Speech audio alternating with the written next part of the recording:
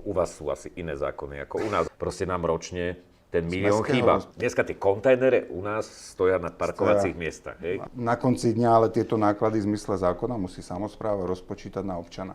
Ak si zodpovedný a separuješ, tak plať menej. Treviso je mesto na severe Talianska. Chodí sa tam doslova učiť, ja neviem, polovica planéty, ako nakladať s odpadom.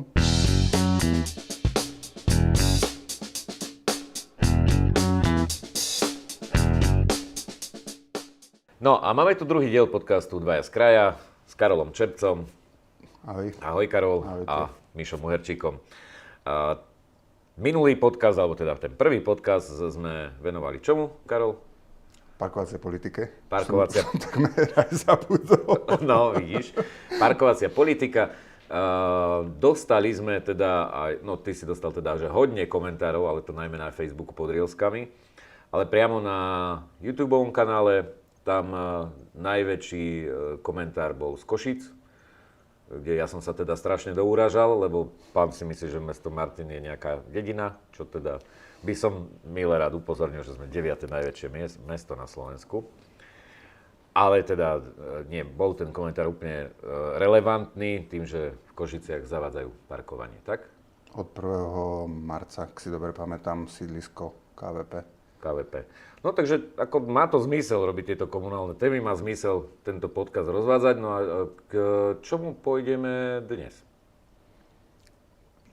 Asi to nebude až taká emočne nabitá téma, ako bola prvýkrát, parkovacia politika, ale budeme sa venovať odpadovému hospodárstvu, odpadom nielen tým na ulici, ale hlavne zmesovému komunálnemu odpadu, ktorý každý z nás produkuje, ale sme od toho akýsi odosobnení, lebo v momente, ako ten sačok vhodíme do toho čierneho kontajnera a zavrieme, tak pre nás ako keby končí zodpovednosť za ten odpad a prenášame ju na samosprávu, však ešte aj s obhajobom tým, však si za to platím, nech sa o to niekto postará a ani ma nič nenúti nad tým rozmýšľať, že ten odpad je predsa len asi moja zodpovednosť a nie zodpovednosť niekoho iného bez ohľadu na to, že platím za to nejakú miestnu daň.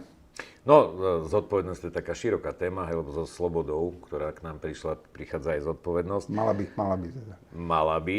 A teda áno, odpadové hospodárstvo. Odpad ako taký nie je sexy téma, ale je to téma, ktorá sa týka že každého jedného obyvateľa mesta. Tak?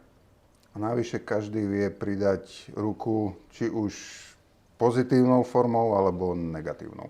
Čiže to je niečo, na čo máme naozaj akože priamy dosah aj z pohľadu toho, ako to bude vyzerať okolo nás, ale aj z pohľadu toho, že na konci dňa naša ochota a neochota nejako zodpovedne k odpadu pristupovať sa na konci dňa prejavuje aj vo výške poplatku aj nákladov mesta. No, už ideš trošku do konkrétna, hej, to znamená, otázka je, že prečo teda ten odpad stojí niekde toľko, inde toľko, hej, k tomu sa dostaneme, k tým financiám, ale mne ti fascinuje jedna vec, že proste čím ďalej, hej, že prídeš do toho obchodu, koľko skúpiš si nejaký keksík a už to začína byť pomaly ako matrioška, hej, že má to 4 balenia, ešte aj ten keksík je samostatne zabalený vnútri a poprípade ešte aj v ňom niečo vnútri je, hej, čo musíš oddeliť. Ale to je iná téma a toto by mal riešiť štát, hej, že do nejakej miery, možno Európska únia, pravidlá a tak ďalej, že do nejakej rozumnej miery, teraz myslím samozrejme, ako, že je to na každom výrobcovi, ako to robí, ale faktom je, že proste toho odpadu tvoríme z roka na rok viac a viac a samospráva je vlastne tá prvá na rane, alebo tam, kde ten konečný spotrebiteľ vlastne robí toho odpadu a paradoxne, ale keď som si pozeral štatistiky, tak vlastne ten komunálny odpad, ktorý riešia samosprávy ako také, tak tvorí vlastne len 10% odpadu, ktorý vyprodukuje spoločnosť. Len 10%, hej, a to sú že aké obrovské množstva. V Európe to je zhruba 500 kg na hlavu, plus minus. To je ten, akože, ktorý rieši samospráva, alebo teda, áno, ktorý rieši samospráva. No a teraz je otázka, že ako to riešite v Žiline? Ako riešite odpad v Žiline? Lebo ono, z pohľadu občana je to také, že no však kontajnery, nejakí smetiari prídu, zoberú, vysypú, niekam to ide a tam to hasne, hej, no a ja chudák musím teda prejsť tých 20 metrov a vysypať to do toho koša, keď to je 50, už to je problém. Tak ako riešite v Žiline odpadové hospodárstvo? Nie je už problém tých 50 metrov, ale ja som minulý rok prešiel kontajnerové stoiská na asi všetkých sídliskách. Ty si fajnšmeker. A paradoxne aj na stoiskách, kde boli nádoby na všetky druhy triedeného odpadu, tak otvoríš ten čierny kontajner a v tom čiernom kontajneri je proste všetko. No a ty ako správny populista si ho mal vysypať a vytriediť, aby si ukázal, že teda koľko tam toho je, či... Aj sme nakrutili asi 2 alebo 3 videá, kde naozaj je zrejme, že bez ohľadu na to, že je hneď na dosah ruky aspoň minimálne vždy kontajner na plast alebo na papier, tak aj to sa nám z nejakého dôvodu, ja neviem, či sme buď tak ľahostajní, alebo sa nám to naozaj tak nechce, alebo tým demonstrujeme niečo, že však ten poplatok za odpadmi aj tak každý rok rastie, tak kašľam ja na akékoľvek triedenie a iba tým ukazujem, že dobre, dávajte mi čím väčší poplatok, tak tým viac ostentatívne budem do toho čierneho kontajnera hádzať naozaj všetko, lenže na konci dňa ako si škodím sám sebe, lebo čím viac toho bude v čiernom kontajneri, tak tým ten poplatok pôjde proste vyššie a vyššie. To, prečo sa tak deje, pre všetkých, to, prečo sa tak deje, si povieme ešte neskôr, ale dneska sme v Žiline v situácii, že sme v takom prechodnom období, keď prechádzame od paušálneho poplatku za odpad pre všetkých, rozprávame sa o fyzických osobách, prechádzame, respektíve už v minulom roku sa mohli zapojiť do neváženého množstvového zberu individuálna bytová výstavba, čiže rodinné domy. Na konci roka už to boli aj malé bytové domy a v tomto roku zavádzame pilotný projekt asi na 2 alebo 3 miestach na sídliskách, kde bude testovaná prevádzka neváženého množstvového zberu aj pre obyvateľov zo sídlisk. Čiže sme v prechodnom období, že ľudia na sídliskách, spravidla tí, čo bývajú v bytovom dome, čo je väčšina obyvateľov mesta, tak tí dneska platia paušálny poplatok a ľudia v rodinných domoch, zhruba je ich asi dneska zapojených 65 alebo 70 ľudí z rodinných domov, už využilo možnosť zapojiť sa do neváženého množstvového zberu a tí už sú v inom systéme a aj ten poplatok majú výrazne nižší. No, takže toto vlastne je motivácia. Hej? Motivácia samosprávy nie je skomplikovať ľuďom život, ale motiváciou samosprávy je motivovať ľudí k tomu, aby separovali a ten, kto separuje, tak bude platiť menej, tak? Jasné, je tam istá adresnosť to, že ten, kto zodpovedne pristupuje k odpadu, ktorý vyprodukoval, tak bude motivovaný nejakým nižším poplatkom, že má aj za to nejakú spätnú väzbu aj v podobe nejakých väčších peňazí v peňaženke, že vidí naozaj, že to má zmysel. A na druhej strane aj pre samosprávu, čím sa znižuje objem odpadu z mäsového komunálneho v tom čiernom kontajneri, tak následne aj poplatky za uloženie odpadu na skladku sú nižšie. Jasné. Aj to už je naozaj akože, je to motivujúce aj pre človeka, ale pomôže to aj financiám samosprávy. Jasné, čiže som rád, že vy ako Žilina vlastne ste sa dostali už do toho, lebo ten množstvový zber, či už vážený, nevážený a tak ďalej, tak ako v tých menších obciach už riešili dávnejšie. Je to jednoduchšie, lebo teda fakt, že je tam len tá IBVčka, tie rodinné domy a dá sa to jednoduchšie ako pri tých anonymných panelákoch. Ale teda všetky mesta na Slovensku uvažujú o tom, alebo proste zavádzajú pomaličky tento množstvový zber vlastne na svojom území, lebo dáva to zmysel. Paradoxne my v Martine akože chceli sme to riešiť vlastne podmienkou k tomu, že keď teda sa rozhodlo túto vedenie mesta zdvojnásobiť dane, že dobre, ale tak dajme výmenou niečo ľuďom, dajme im možnosť platiť menej a práve sme to chceli spraviť prostredníctvom teda odpadu, alebo teda poplatkov za odpad. Bolo tam viacero úloh o tom, že množstvový zber dokonca, myslím si, že sme mali ten množstvový zber akože skôr úlohovaný smerom k vedeniu mesta, než vy v Žiline. Paradoxne do dneska vlastne nič sa neudialo.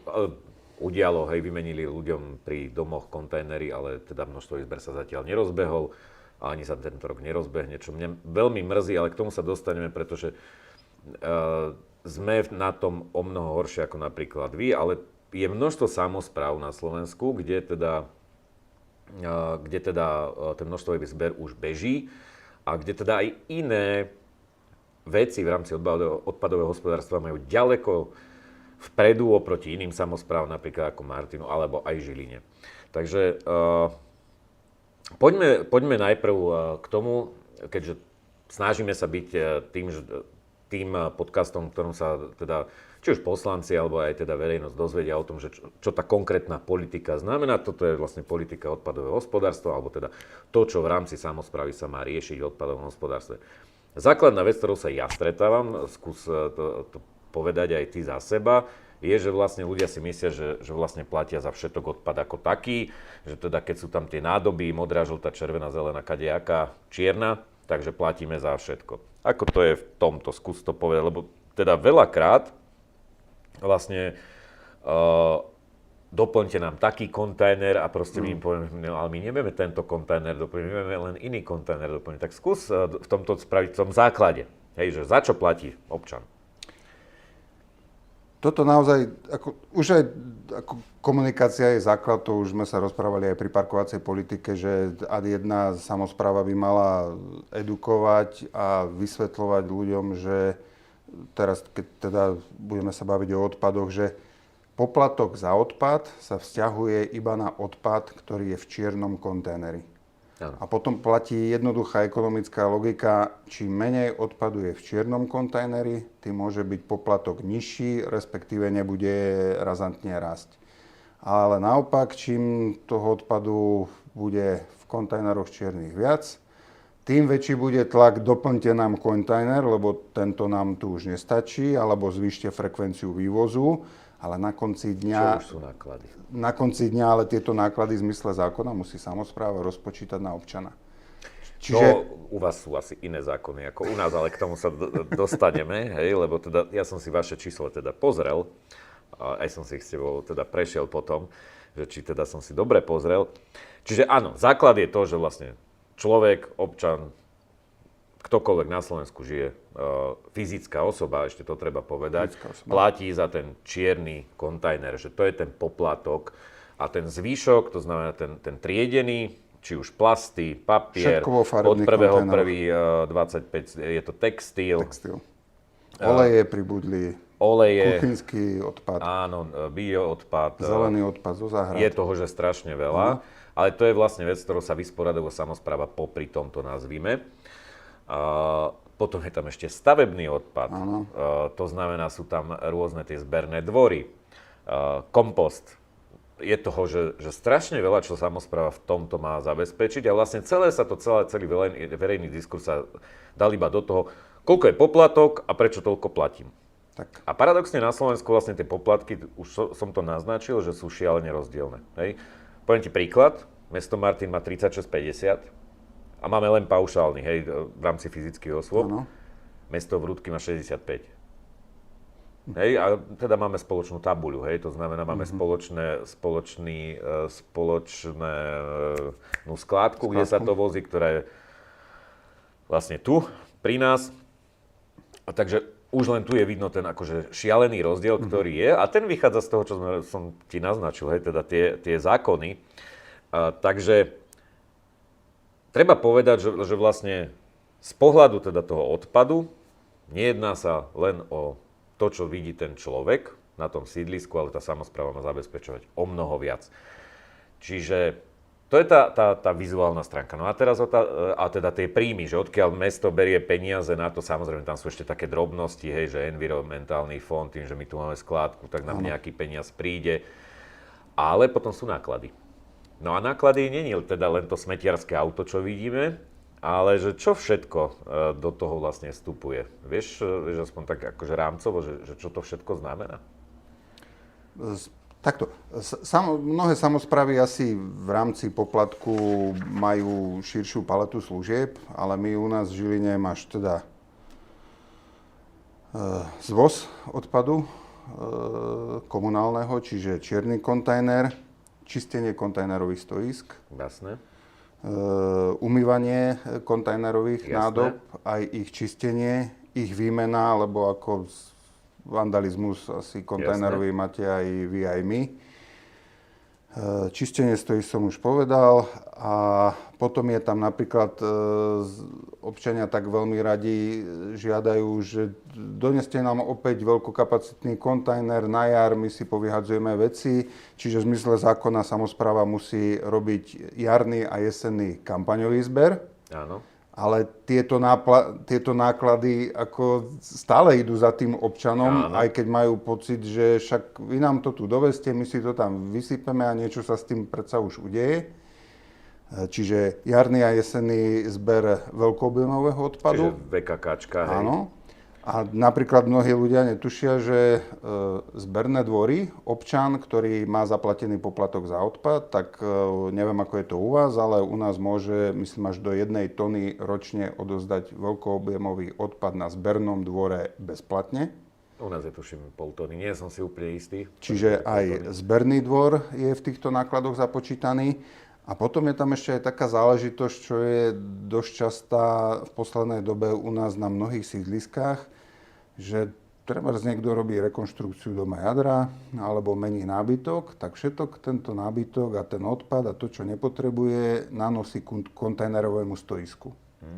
Ono v tej zberovej spoločnosti to autíčko potom cez týždeň príde na základe objednávky mesta, lebo sa občan Ale sú to sťažuje. náklady naviac. A sú to ďalšie náklady naviac a to sú desiatky tisíc eur navyše každý rok len za to, že niekto ku kontajneru nanosí starý nábytok, pneumatiky, čokoľvek, čo nepatrí ani do čierneho kontajnera, lebo je to veľkoobjemový odpad. A to si potom vždy na konci mesiaca zberová spoločnosť vyúčtuje, lebo okrem všetkých týchto ostatných nákladov, ktoré sme vymenovali, tak sme vám museli ešte vykonať aj mimoriadny odvoz nábytku z tej ulice, z toho stoiska. Presne a toto je tak. faktúra za ň. Presne tak. To znamená, že tých nákladov, ktoré za tým idú, ako za tým komunálnym odpadom, je strašne veľa. A teraz sa možno k tomu dostanem, že poviem takou okľukou. Skús mi povedať, či teda hovorím dobré čísla. Hej, to znamená, zobral som si rok 24, teda vy v Žiline na poplatkoch, to znamená vtedy ešte na tých paušálnych, predpokladám, a teda aj fyzické, aj právnické osoby, nebudem to teraz nejak rozdielovať, k právnickým osobám sa ešte samostatne dostaneme, ale tak vy ste vybrali zhruba 6 miliónov, 5,931 milióna. A náklady, ktoré ste teda s tým mali, boli 5,72 milióna, podľa teda záverečného účtu, čo som si pozrel. No my v Martine sme vybrali 2,5 milióna v roku 24, ale náklady boli 3,5 milióna. Čo si o tomto myslíš? Potom toto padá to, čo sa snažíme občanom vysvetliť, že v zmysle zákona samospráva všetky náklady, ktoré súvisia s odpadom, tak musí rozpočítavať do poplatku fyzickým a právnickým osobám. Čiže my tieto náklady všetky rozpočítavame a vy v Martine žiaľ všetky nerozpočítavate, čo konáte, ako to mám povedať, nad rámec... Ja to poviem... Konáte nad rámec zákona? Nie, alebo... konáme v rozpore so zákonom. V rozpore so zákonom upozorňujeme na to roky. Nikto to riešiť nechce. Akože ten gap medzi nákladmi a príjmami je u nás, že už niekoľko rokov za sebou, že vyše 1,2 milióna. A nejde ani o to, akože OK, je to v rozpore so zákonom, zrejme teda v tomto prípade by mal niekto konať, ale teraz akože z pohľadu občana to zoberiem, proste nám ročne ten milión chýba. Lebo my de facto sanujeme poplatok za komunálny odpad z daní občanov. To znamená, aj tých, ktorí separujú, aj tých, ktorí neseparujú, proste zo všetkých zoberieme milión z toho, čo má ísť na cesty, na chodníky, na ihriska, na investície a dáme to do odpadu. Alebo teda nie do odpadu, a svojím spôsobom do odpadu. To je celkom pekná fráza.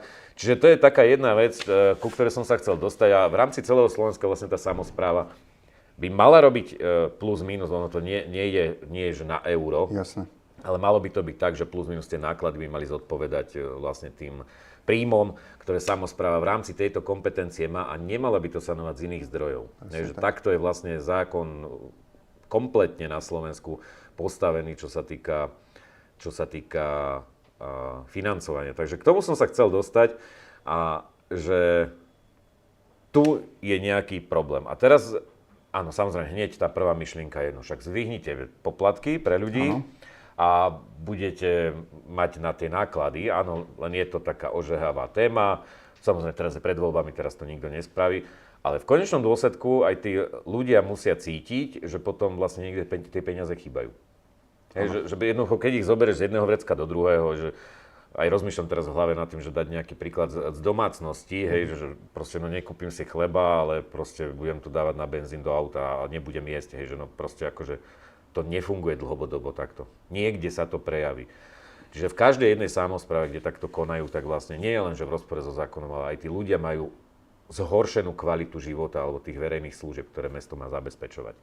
A ty, zároveň aj klameš verejnosť, že niečo stojí menej, ako v skutočnosti stojí, a ešte im ani nepriznáš to, že vážený, ak my sme každý rok v miliónovom minuse, čiže budeme to sanovať zo spoločných peňazí nás všetkých, čiže utrpí tým trebárs verejný priestor. Vy, ktorí sa dožadujete detských prvkov, kde si vo vnútrobloku 10 rokov a výsledok je ten, že sa to nezrealizuje, alebo nie sú prostriedky, tak tuto sú presne tie drobné peniaze, ktoré chýbajú na takúto drobnú infraštruktúru a mobiliár. Počujeme v krajine, kde teda tu máme vlaky zadarmo a kde klameme ľudí, že sú zadarmo, lebo oni zadarmo nie sú.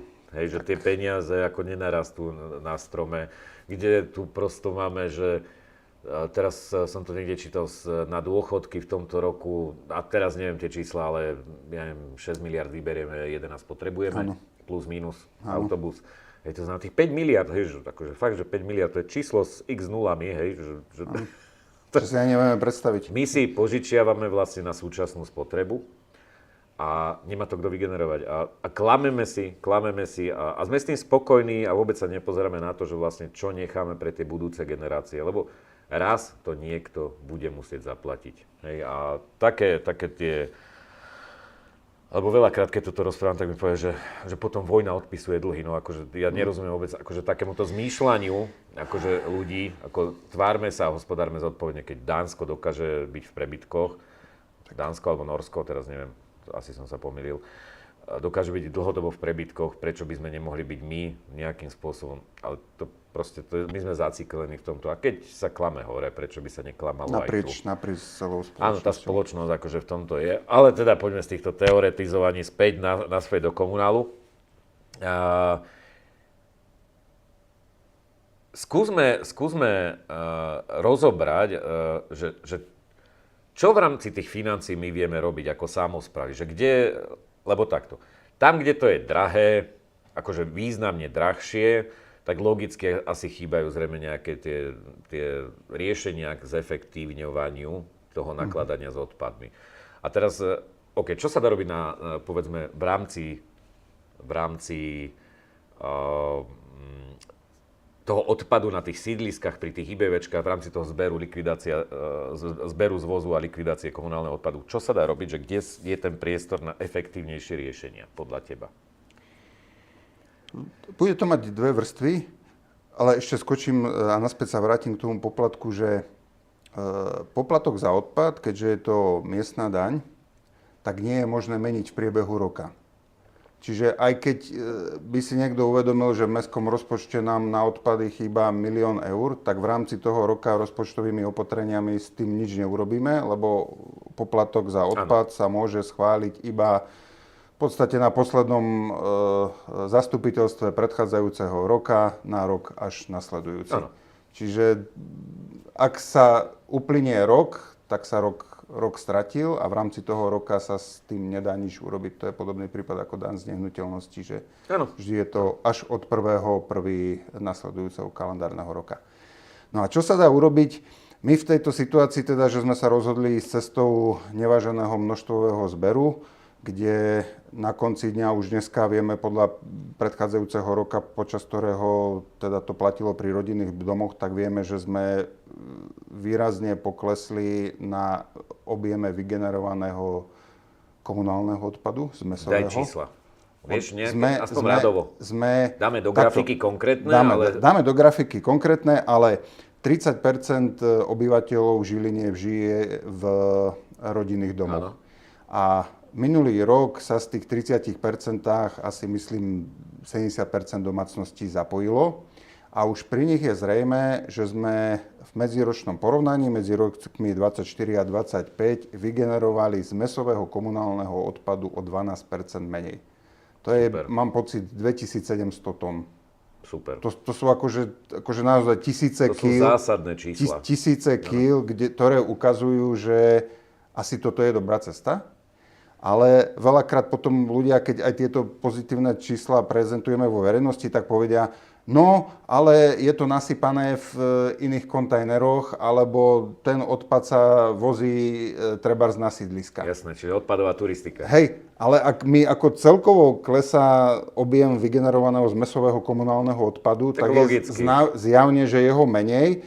A skúška správnosti je v tom, že nám rastú trebárs o 10% objem vytriedeného odpadu. Áno, plasty, papier a tak ďalej. Plasty, papier, kov, oleje a o 160% nám narastol objem vyzbieraného kuchynského rozložiteľného odpadu. Ozaj kuchynský odpad.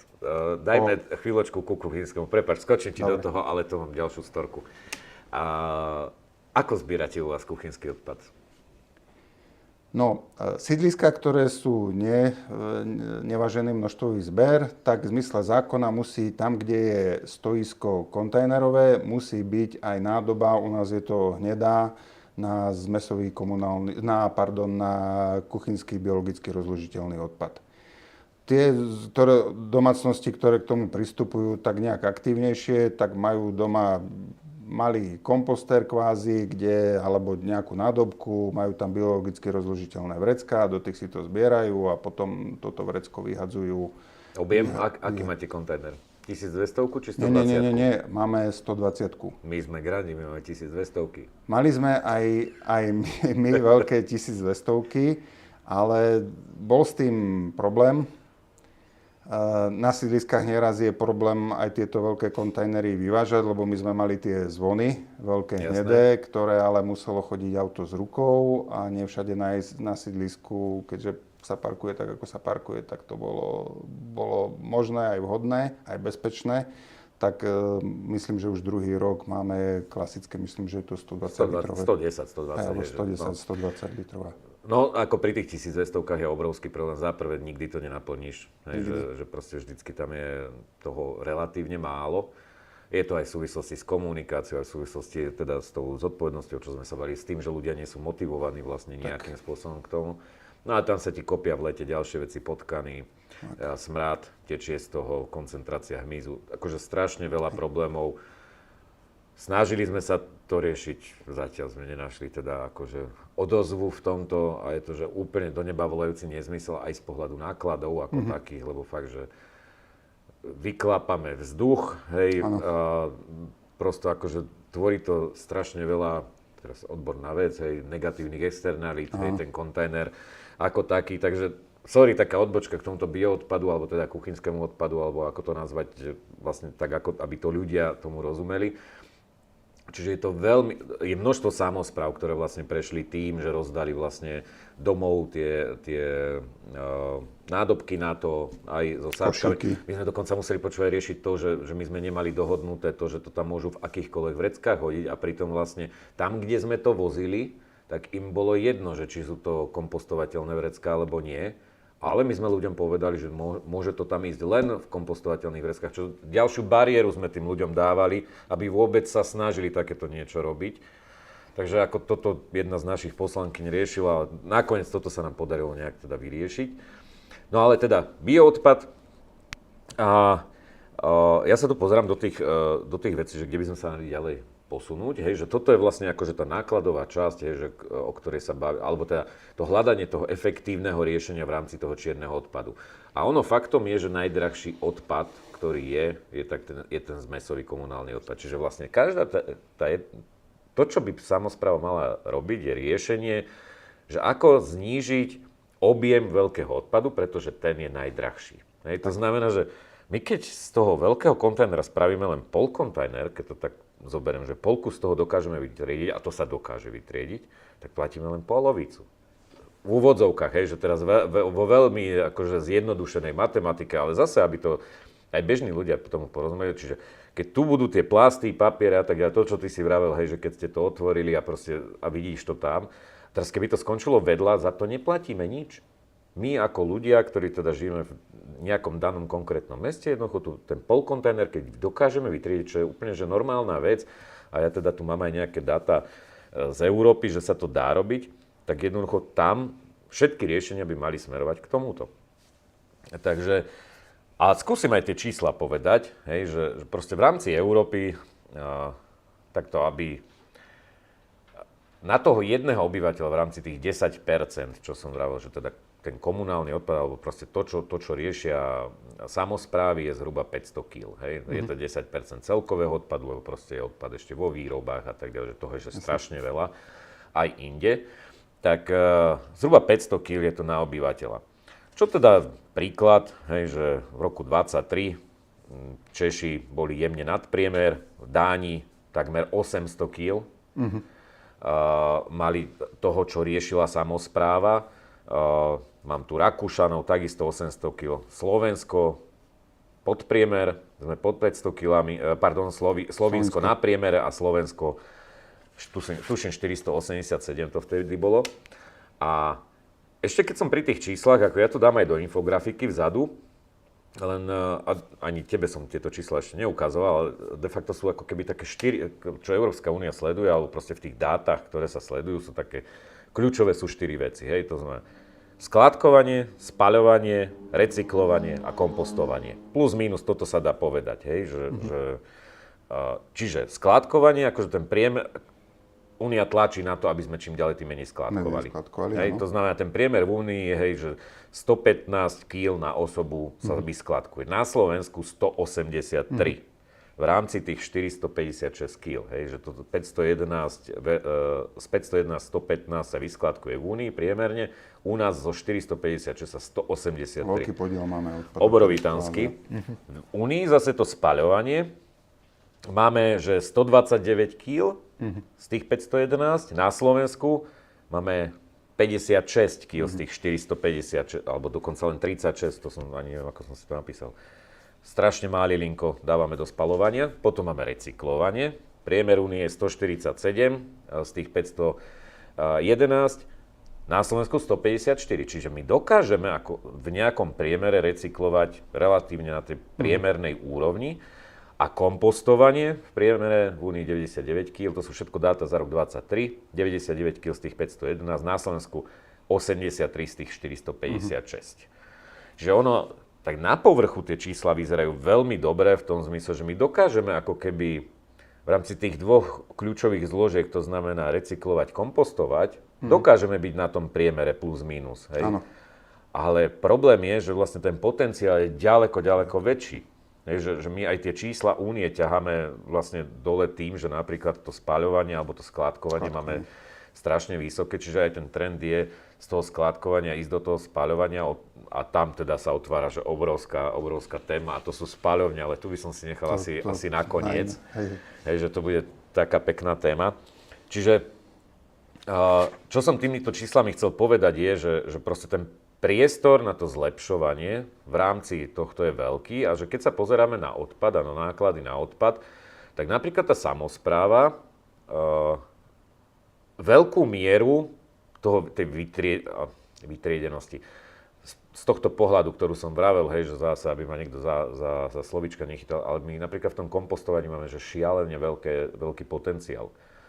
A takisto, hej, že vedeli by sme toto posunúť ďalej, však samospráva kosí, samospráva orezáva strom, hrabe lístie, teda tam, kde sa hrabe lístie, tak samospráva hrabe lístie.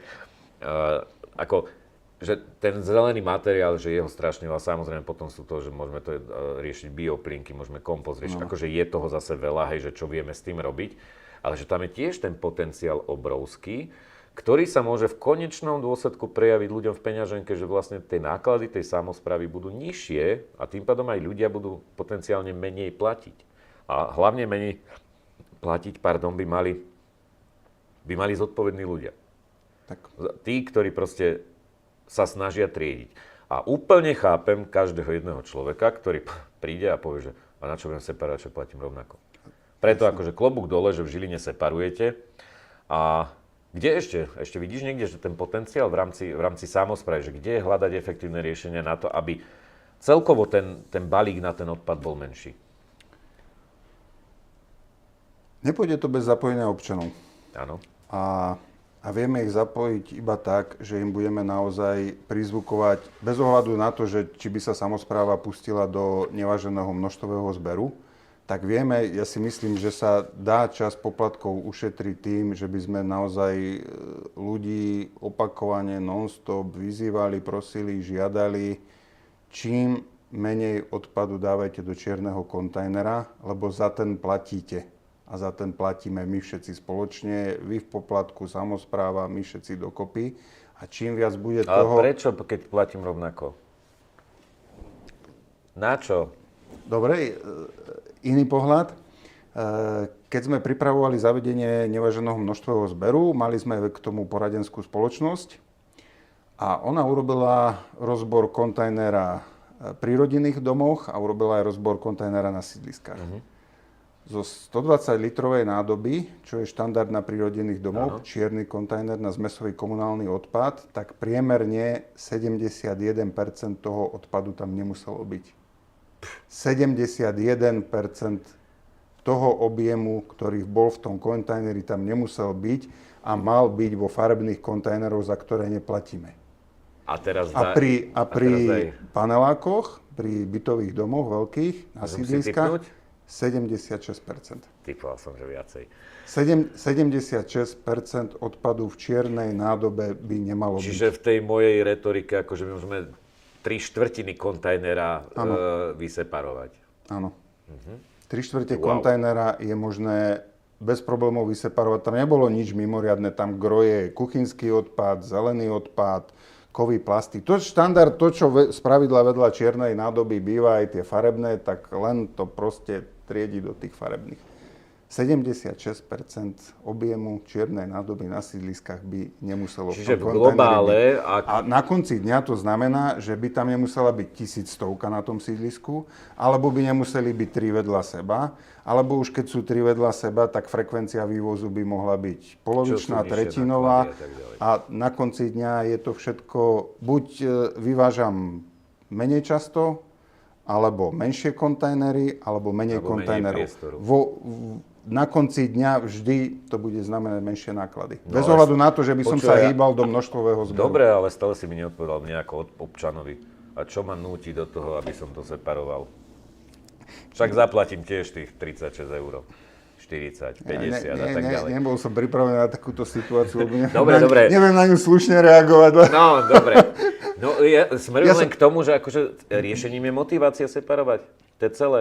Jedna vec je akože spoločnosť ako taká, ja aj vnímam na školách, že vo veľkej miere vedieme deti k tomu, že proste separovať. Dokonca aj také situácie sú, že toto nevyhoď tam a tam, hej, že to som videl na Facebooku, proste také diskusie. Čiže áno, jedna vec je komunikácia, výchova a proste ako keby vzdelávanie tej spoločnosti v rámci tej ekológie. Na druhú stranu, ako je oprávnené podľa mňa z pohľadu zodpovedných ľudí, ktorí separujú, ich motivovať aj k tomu, že nech majú z toho nejaký benefit. Ak si zodpovedný a separuješ, tak plať menej. A ak neseparuješ, a čo môže byť, že úplne legitímna voľba, mám na háku, nebudem separovať, nechce sa mi, neviem, x dôvodov. OK, v poriadku, budeš platiť 3-krát viac. Vlastne paralela s tým parkovaním, takisto. Máš tu trvalý pobyt, nemáš tu trvalý pobyt. A prečo by ľudia, tí zodpovední, mali doplácať na tých nezodpovedných? No jednoducho, každý nech si nesie ten svoj diel zodpovednosti v rámci toho a vrejme úplne legitímne neseparovať pre toho človeka, keď ho nedokáže ako keby spoločnosť presvedčiť k tomu, že proste separuj, ale proste nech to má zaplatené. Hej, len keď máš režim paušálneho poplatku, tak ako nevieš nič robiť. Nevieš mať žiadnu adresnosť, ani motivačnú, ani trestajúcu, ani nevieš urobiť nič. No. Ako to môžeš takže fakt ako budúcnosť teda je v rámci teda odpadov množstvový zber, najlepšie vážený zabezpečiť. Najlepšie, ako berieme ako extrém. Hej, to je úplne ideálny prípad. Ideálny prípad, tak. To znamená, ale nerealizovateľný. každá Vo veľkých mestách samospráva by mala ako keby ísť, vieš čo, niekedy sme ani koleso nevedeli, že budeme mať a že niekedy, akože treba mať ten ideál. Treba mať ten ideál, k nemu smerovať. Hej, čiže ideálna situácia je množstvo vyvážený zber. A ešte jednu vec sme vlastne rozobrali, hej, že kontajnery ako také kontajnerové stoiska. Klasika versus polopodzemné. Hej, že tiež tá nákladová stránka klasika versus polopodzemné. Áno, vybudovať polopodzemné je zrejme nákladnejšie, evidentne. Áno. Na druhej strane väčšia kapacita, nižšia frekvencia vývozu, dokonca relatívne jednoduché sledovanie miery naplnenosti. Ano. Ďalšia vec, predpoklad na to, aby si to vedel čipovať a vlastne umožniť alebo zabrániť odpadovej turistike. Áno. A tak ďalej. Čiže ako má to množstvo benefitov, čiže to je takisto trend a tak by to malo ísť, že proste z tých klasických kontajnerov sa presúvame vo väčšine do tých polopodzemných veľkokapacitných. Či? Zle hovorím? Aj keď polopodzemné má jedno ale, okrem teda úplne inej investície ako štandardné stoisko. Samozrejme. Spravidla vždy sa budujú na väčší objem. Áno. A tým pádom to znamená, že ty niekde na sídlisku, na nejakej ulici, kde boli 3 kontajnerové stoiská, tak z neho urobíš jedno. Áno. Len s tým tiež nie všetci sú... Áno, parkovanie v obývačke versus vyhodím smeti. Že mám ešte, doteraz som to mal pod oknom a teraz mám ísť 50 metrov nejakému... Ale zase je to len komunikácia. Zase je to o komunikácii, ale že toto je to B, ktoré sa pri polopodzemných nehovorí, že naozaj je to väčší objem. Tým pádom nemá zmysel držať rovnaký počet stoisk. Napríklad na tých zredukovaných stoiskách môžu byť parkovacie miesta. U nás sú na tých... Dneska tie kontajnere u nás stoja na parkovacích miestach. Hej? A majú karty parkovacie. Nie je tam ešte rezidenčné, ale som zvedavý, keď tam zavedem rezidenčné, že akú kartu dajú kontajneru. Tak ale možno bude rozdielne, hej, že čierny, žltý budú mať iné. Či je domáci, alebo... Áno. Takže, áno. Áno, otázka je, kde má trvalý pobyt. Kde má trvalý pobyt. Takže... Áno, polopodzemné sú cesta, lebo aj vizuálne to vyzerá úplne inak. My dokonca máme sídlisko Haj, ktoré je denne konfrontované s návštevou diviakov a za posledné roky sa tam naozaj museli vybudovať betónové kryty a zabezpečenia všetkého možného druhu. Takže ako polopodzemné kontajnery sú fajn, aj keď investičné náklady sú niekde inde.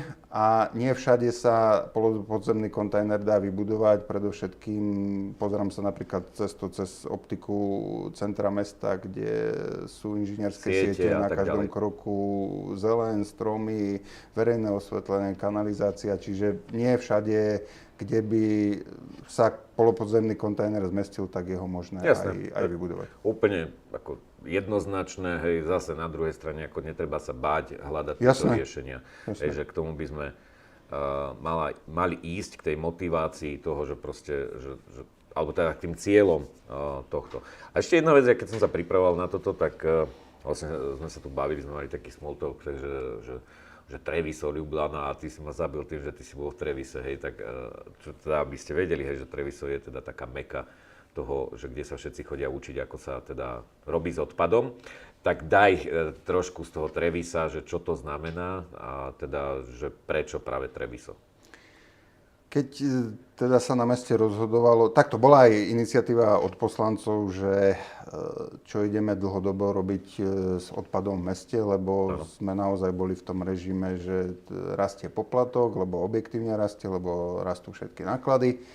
Tak čo ideme robiť ďalej? Riešilo sa, že či ideme cestou váženého zberu, že zberové vozidla budú mať váhu a bude sa to takýmto komplikovaným spôsobom robiť. No a potom sme sa až nejakým spôsobom dopracovali k tomu, že dali by sme sa dokopy s jednou poradenskou spoločnosťou, ktorá už radila viacerým samosprávam, nielen na Slovensku.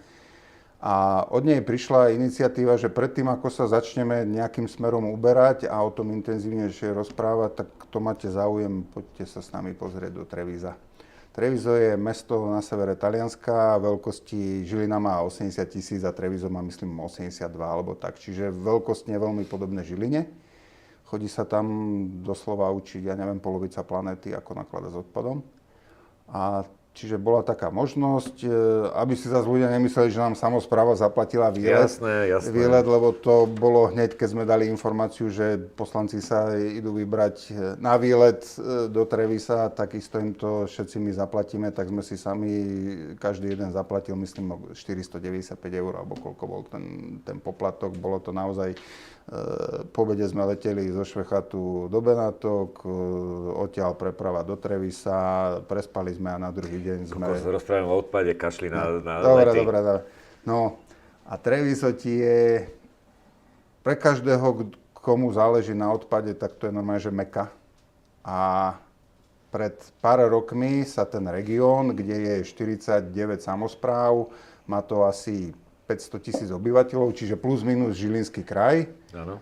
260 000 domácností a 49, myslím, samospráv. To Treviso je, myslím, najväčšie z nich.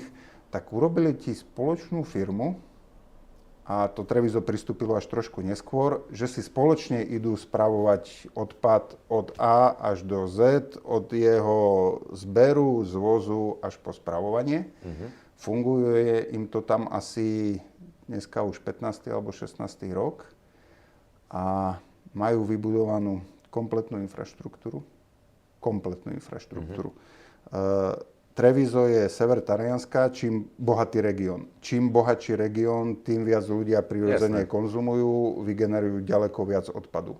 Treviso má najmenej odpadu vygenerovaného v rámci Talianska a majú najnižší poplatok za odpad v rámci Talianska. A to len vďaka tomuto systému, že v podstate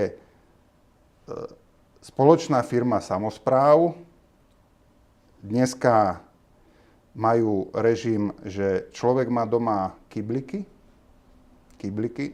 Neexistujú vonku veľké 1100-litrové nádoby, spoločné stoiska, nič. Firmy, občania majú kybliky a má zaplatený nejakú frekvenciu vývozu kyblikov. Kybliky farebné na triedený odpad sú bez poplatku, ale kybliky na zmesový komunálny odpad, tak majú trebárs v tom paušálnom poplatku, majú 10 vývozov za rok. To je malý kyblik, 30 alebo 40 litrový. To si všetci myslia, že to nemôže stačiť. Ale keď zodpovedne triediš... 76%. Áno, tak zrazu zistíš, že ti za mesiac stačí 30-litrový kyblík, priemer je trojčlenná rodina v Taliansku, tak ti stačí 30-litrový kyblík raz za mesiac vyviesť. A to ja si viem predstaviť, ako u nás budú ten zmesovaný komunálny odpad baliť do niečoho, čo bude vyzerať ako plast a budeme to dávať do žltého. Áno, aj tam boli jednu dobu tvoriví a napríklad ten režim je urobený tak, že každý ten kyblík má svoj čip. IDčko. Áno. Príde zamestnanec zberovej spoločnosti, Počkaj, čo to znamená v paneláku, čo on ide po schodoch a Nie. zberá kybliky, či hádže von oknom, či čo? Nie, ľudia vynesú kybliky von. Vedia, že je zberový deň v ich ulici. Počkaj, a 8-poschodový panelák, akože dole je 16 kyblikov so žltým? Nie, ako v reálnom čase, my sme boli pri paneláku, ktorý mal asi 10 poschodí. No. A presne sme boli zvozový deň. A ráno tam bolo, ja neviem, či 5 kyblikov. Čiže celého toho vchodu de facto bavíme sa o tom, lebo nie každý... Jasné, ale bavíme sa o tom, ako čo vlastne dneska ľudia u nás robia na dedinách, napríklad keď sú plasty, hej, vrece, dá ho pred bráničku a ide zberný voz. Čiže nič zásadné. Áno, lenže oni to tam majú, v obciach je, že v stredu vyvážame. Ale v tom Taliansku napríklad je to, že to auto ide cez tú ulicu 3-krát do týždňa a keď máš vyložený v ktorom si dni ten svoj kontajnerik, tak ti ho vyvezie. Čiže nie je to, že ty musíš mať ako že dneska ku konkrétnemu dňu, ale proste keď sa ja ako človek rozhodnem, že dneska mám plný kontajner, tak ho vytlačím vonku. Áno, tak dáš si ten kyblík vonku a to auto z tej zberovej spoločnosti ide a ti ho... A neukradnú im tie kybliky? A kto by ich kradol? Či oni sú očipovaní? Áno, oni sú očipované. Každý je naviazaný na konkrétny byt, na konkrétnu domácnosť.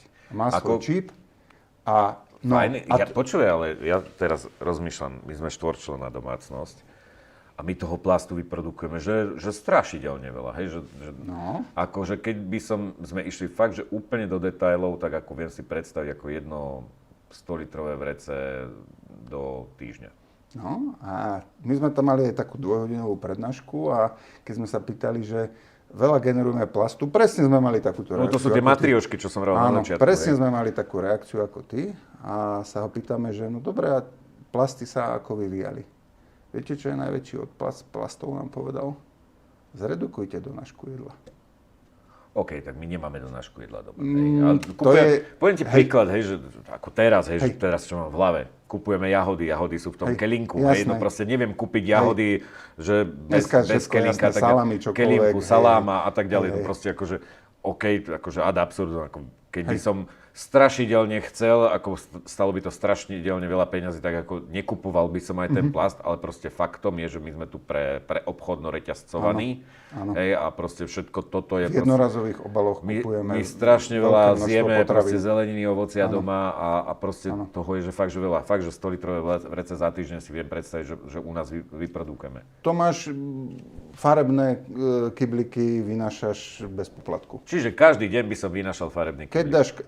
A to nie len to, že ty vynieseš kyblík, lebo pôjde 3-krát do týždňa auto cez tvoju ulicu. Ty tam máš mobilný v podstate zberový dvor, kde chodí, normálne mi to volajú nejaký ako zberový autobus alebo niečo také a on má ako keby zastávky ako MHDčka. Ty si mal trebárs, ja neviem, mali ste nejakú party cez víkend, vygeneroval si viac triedeného odpadu, tak vieš, že 18,55 na tej zastávke bude stáť zberové vozidlo. Ešte ďalej už ani nerozprávaj. Je to fajn, páči sa mi to. Poviem ti jednu vec ešte. Na Slovensku by to malo, že strašný hejt, ale asi vo finále tak, či tak sa k tomu dostaneme. My sa k tomu Žiline chceme dopracovať a tá ekonomika v tom Taliansku je šialená ešte v tom, že oni majú vlastnú kompostáreň. Z tej kompostárne... Nespomínajme kompostárne. Dobre. Mám k tomu taký zlý vzťah. Dobre, z vlastnej kompostárne, to, že to využijú potom kompost v parkoch, ľuďom do záhrad a neviem kade tade, tak ti majú už v prevádzke vlastnú výrobu biometánu. Super. Čiže bioplinku. Áno, bioplinku. Urobili čerpačky na bioplinky a v čase, keď my sme tam boli pred 2 rokmi, tak už tretinu z vozových vozidiel chodí na plyn. Super. Cyklus uzavretý. Cyklus uzavretý, šalené veci. Super. Jedno číslo iba na konci dňa. My vytriedíme v meste Žilina asi 41% objemu odpadu. Oni mali v roku 24 91%. Skvelé. A spaľovňu? Spaľovňu, kde si na konci dňa im ostane nejaký fakt málo, čo sa desi vozilo na sever do nejakej cementárne. Čiže v rámci toho, čiže len do cementárky ako také aktuálne, že nebudovali spaľovňu kvôli tomu. Nie. A to naozaj bolo už iba veľmi malinko toho, čo im odpadlo. Beriem, skvelý prístup. Normálne si ma navnadil, asi teda pôjdem cez tie Benátky, ako si pôjdem pozrieť. Čiže dá sa to veľmi jednoducho svojím spôsobom a tým pádom aj platia najmenej, však sám si to povedal, že v Taliansku platia najmenej a je to, že dlhodobý proces. Len treba chcieť to robiť a teraz k tej kompostárni len taký akože malá vsúka. V rámci toho, čo som vravel predtým, tak chceli sme aj kompostáreň. Ona mala byť 31.12. alebo teda projekt mal byť hotový 31.12.25. Ale ako si uznesenie naše vedenie mesta má splnené, ale teda ja som žiadny projekt do dneska nevidel a celé to je úplne na hlavu a pritom Brezno má kompostáreň, tuším Levice, alebo tam je Lučenec, také niečo som videl, velikánska kompostáreň. Presne to, čo ty hovoríš, že ten kompost tí obyvateľia môžu mať k dispozícii. My tu máme strašne veľa záhradkárov, ako pre neho nejaké ako 3,50 kg vrecka kompostu by boli, že vždycky na jar by to zužitkoval a zase cyklus sa nejak akože uzavrel. Dá sa to, akože tých dobrých príkladov je veľa, čiže robíme teraz malý marketing pre Treviso, kto chce vidieť, ako sa to nakladá s odpadom, nech sa páči Treviso. No a pomaličky poďme ku koncu, ale jednej téme sme sa ešte vyhli a to je podnikateľský sektor ako taký, právnické osoby. Čo napríklad u nás v Martine s tým máme celkom problém a to je možno jedna z tých najväčších častí, to čo som hovoril, že vybereme 2,5 milióna, čo vy vyberiete 6 a pritom ste o 60% väčšie mesto. Nemyslím si, že máte nejak zásadne viac priemyslu v rámci toho, čo riešite vy ako Žilina. A ako je možné, že vyberiete kokos 2,5-násobne viac ako my. Tomu ja nerozumiem, alebo respektíve rozumiem, len nikto to zase nechce riešiť. Čiže to sú právnické osoby. A právnické osoby akože sú v takom, že tam je tá samospráva napríklad dobrá, aj keď sme sa bavili pri parkovaní, kontrola. Takisto aj tu. Kontrola ako taká, nastavenie tých pravidiel, zmluv a tak ďalej. Toto všetko vlastne musí fungovať. A tam je to trošku inakšie. Ako to máte v Žiline pri právnických firmách? Aspoň tak z lietadla skúsme. Je tam vyšší poplatok. Aha. Právnická osoba musí mať väčší kontajner, čiže nie tie štandardné malinké ako treba pri rodinných domoch. To je AD1. AD2, kým pri fyzických osobách zabezpečuje zvoz triedelného zberu aj jeho zber samospráva, tak právnické osoby by mali mať individuálne zmluvy so zberovými spoločnosťami na triedený zber. Presne a to sa asi nedeje a preto aj v tých čiernych kontajneroch končí neraz to, čo nemá. Veľmi podobné, čiže to ani nejak ako ďalej rozvíjať nebudeme, ale je to že obrovský potenciál v rámci odpadu ako takého, ale teda samospráva s tým akože až tak veľa spoločné nemá. Môže vychádzať v ústrety, povedzme, nejakým spôsobom. Vidím tam potenciál na to. Ale teda ďalšia vec je teda odpadová turistika. Hej, že máte tam také nejaké miesto, že vyslovene, že... Lebo jedna vec sú čierne skladky, to je tiež samostatná téma ako taká, ale odpadová turistika, to znamená, mám tu živnostníka, ktorý prerába nejaké jadrá a tak ďalej, vždycky to vysype proste niekde ku kontajneru, niekto to musí akože pozbierať, zase sú to viac náklady a tak ďalej, že takto sa k sebe chováme, proste je to fakt, tu sa to deje. Ale my tu máme také jedno exponované miesto, to je, asi nebudeš poznať, Kolónia Hviezda, je to vlastne parkovisko pri cintoríne, kde vlastne vyústiuje cesta z Martinských holí. No a tam sú polopodzemné kontajnery, ale proste tam non-stop vlastne všetci tí chatári z hora. Tým, že vlastne aj tie Martinské hole sú hore a tak ďalej. Dekády na to kašleme. Že za prvé s prepáčením zadrbávame si životné prostredie, to znamená, akože jasné, medzi tými chatármi je strašne veľa zodpovedných ľudí. Zoberú, naložia, doma to hodia do koša a tak ďalej, platia si za tú chatu alebo teda za seba ten poplatok za odpad. Ale toto je že úplne taká čierna diera a práve tam, že napríklad my máme túto odpadovú turistiku ako keby takú preexponovanú a zase riešiť sa to všetko dá. Jedna vec je represia, kontrola, fotopásce a tak ďalej. Toto funguje. Myslím si, že sa s tým dá robiť. Na druhej strane zase, akože ja to vnímam skôr cez tú motiváciu. Motivujme tých ľudí, aj tých chatárov a tak ďalej, že k tomu separovaniu. A keby to bolo napríklad ako v tom Trevise, tak si myslím, že dokážeme nájsť spôsob aj na ten, nazvem to, cestovný ruch. Hej. Áno. My prirodzene tým, že sme spádové mesto a do mesta denne dochádzajú ľudia z okolitých obcí, kde už napríklad majú zavedený množstvový zber, čiže oni koľkokrát vygenerujú asi aj viac odpadu, tak ho potom po ceste so sebou do práce zoberú. Tak akože však ako bežne sa aj na sociálnych sieťach objavujú takéto, že auta prídu, vyhádže z kufra veci a ide preč, čiže úplne zjavné, že to nie sú obyvatelia zo sídliska. Veľakrát si, ako si spomínal, živnostník s dodávkou pristaví pri kontajneri, nahádže do kontajnera úplne všetko.